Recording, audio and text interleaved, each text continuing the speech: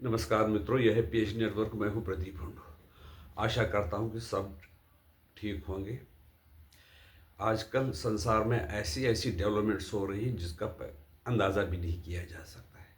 कल रात को अमेरिका ने वेनेजुएला के राष्ट्रपति निकोलस मादुरो को बेडरूम से ही उसकी पत्नी समेत उठा लिया और न्यूयॉर्क ले गए। वो बेडरूम में सो रहा होगा और उसके दाएं बाएं सिक्योरिटी भी होगी और उसको पता था कि अमेरिका से मुझे थ्रेट है तो सिक्योरिटी स्पेशल भी होगी। फिर भी अमेरिका ने उसको किडनैप किया और उसको न्यूयॉर्क ले गए। एक राष्ट्रपति को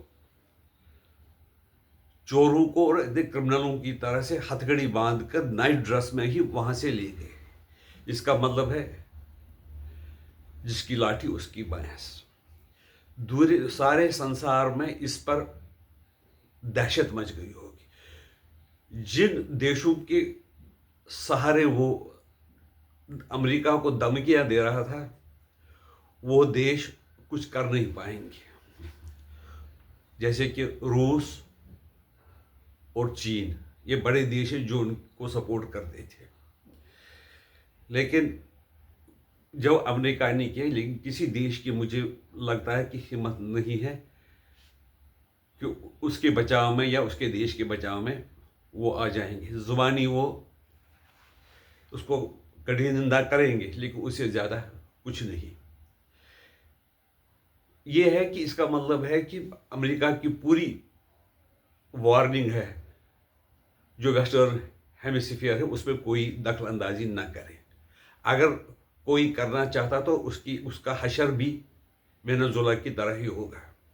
चीन ने बहुत, जो वहाँ पर ऑयल वगैरह बताते हैं कि वेनेजुएला में बहुत ऑयल है, तो चीन ने बड़े मशीन वगैरह लगाए थे, उन्होंने ड्रिल वगैरह कर रहे थे। वो अमेरिका को पसंद नहीं आया और वो अमेरिका के खिलाफ बहुत बोल रहा था। वो अमेरिका चाहता था कि उसकी जो हुकूमत है वो हट जाए और वहाँ से दूसरी जो प्रो अमेरिका की हुकूमत है वो लाई जाए। बात यही नहीं है कि वो कैसा था या कैसा नहीं था। जो बयान डोनाल्ड ट्रंप ने उस ऑपरेशन के बाद दिया वो बड़ा खतरनाक है। उन्होंने कहा कि सत्ता हमारी है और हमारी रहेगी। वेनेजुएला में कोई उसको चैलेंज नहीं कर सकता है।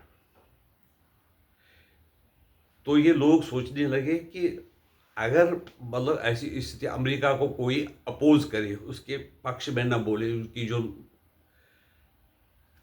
कार्रवाई हो उसको कोई पसंद नहीं किया, तो उसको भी अमेरिका ऐसी ही कार्रवाई करेगी। और मादुरो के पास, ये आश्चर्य की बात है, अमेरिका, स्वीडन, इंग्लैंड, फ्रांस, चीन के ही हथियार थे। और बताते हैं कि जब वो एयर डिफेंस सिस्टम वो था वो चाइना का था, लेकिन वो कुछ प्रभावहीन साबित हो गए। जो भी हथियार उसके पास थे किसी देश के थे, लेकिन वो प्रभावहीन साबित हो गए। अमेरिका ने यह तक पता लगाया है कि कौन से कमरे में ये जो मादुरो है वो सोया हुआ है। उस कमरे को बिल्कुल करेक्ट लोकेशन तक वो पहुंच गया। उनका जो बताते हैं वेनेजुएला के प्रेसिडेंट का, एक्स प्रेसिडेंट अब कहना चाहिए, मादुरो का जो एक स्पेशल रूम है, बिल्कुल वो स्ट्रांग रूम, वहां तक उसको जाने का मौका नहीं मिला है।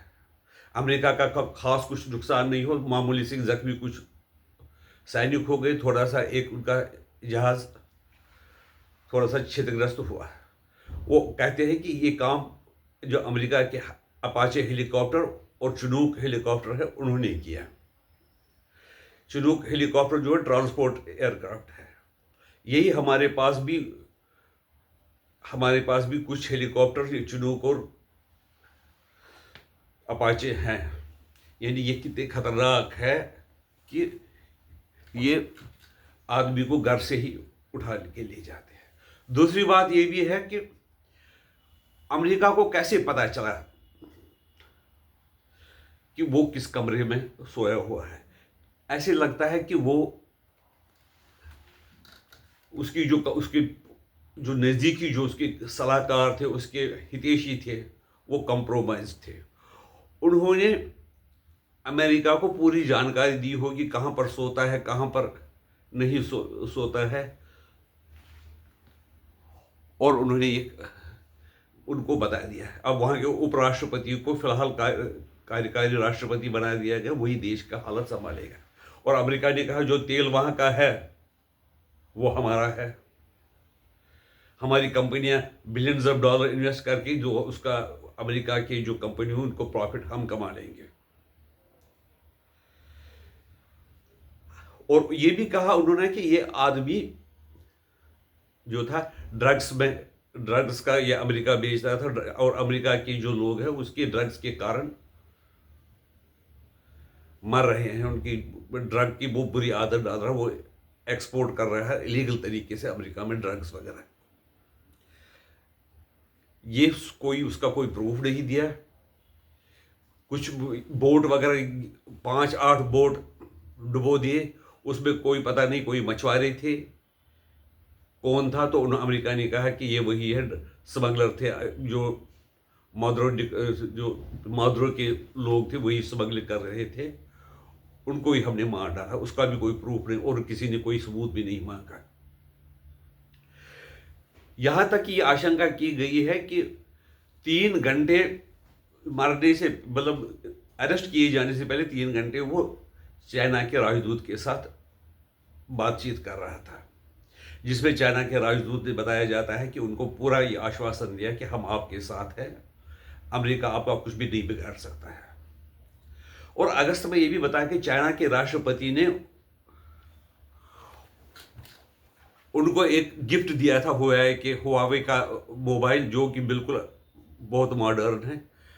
बताते हैं कि उसी को ट्रैक करते हुए शायद अमेरिका उसकी जगह पे पहुंच गया कि कहां पर है, कि वही उसके लिए वो जानलेवा साबित होगा, ये जिसके कारण वो अरेस्ट हो चुका है। क्या अमेरिका और चाइना में भी कुछ डील हो गई है कि शायद तो मादुरो को पकड़ो, हम ताइवान में चुप रहेंगे? वैसे फिलहाल ऐसा नहीं लगता, क्योंकि अभी जो रेयर अर्थ मटेरियल वगैरह है, वो जो चिप्स वगैरह बनते हैं बिल्कुल मोस्ट एडवांस्ड, वो ताइवान में ही बनते हैं। लेकिन बाकी कोई दुनिया को इसके खिलाफ बोलने की ज़्यादा अगर बोलेगी भी, प्रैक्टिकली बोलने की करने की हिम्मत नहीं है। इसका मतलब है कि सारी दुनिया पर खतरा है कि कभी भी कहीं भी अमेरिका ऐसी कार्रवाई करके दूसरे देशों पर कब्जा कर सकती है। या तो अगर चीन पावरफुल है, वो भी अपने नज़दीकी देशों में कब्जा करेंगे और हालात खराब करेंगे, उनको अपने कंट्रोल में लेंगे।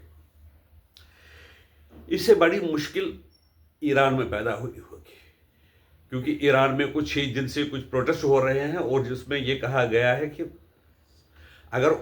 अमेरिका ने कहा कि अगर उनके खिलाफ कोई पावर यूज किया गया, उनको मारने की कोशिश की, तो अमेरिका डायरेक्टली इंटरवीन करेगा।